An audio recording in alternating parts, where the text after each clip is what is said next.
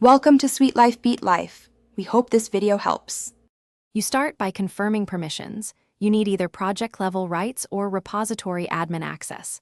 Open Azure DevOps, choose your project, then repos and branches to view the list. Once there, locate the branch name and check its latest commit and protection status so you know if deletion is allowed. This prevents surprises later. Make sure the branch isn't set as default or protected. If it is, you will handle that next before attempting deletion. Now you remove obstacles. If the branch is the default, change the default branch in repository settings so you can delete it. Next, review branch policies, disable required reviews or build validations that block deletion.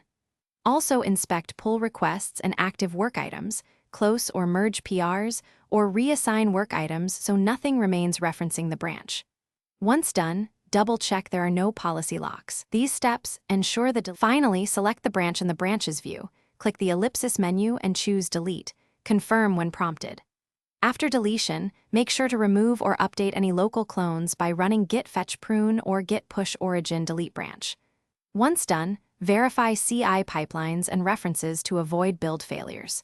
If deletion fails, recheck branch policies, open pull requests and your permissions, and consult the audit logs to pinpoint why. This single troubleshooting step often reveals the underlying blocker.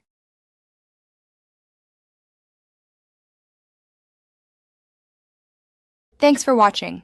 Consider subscribing if we helped you.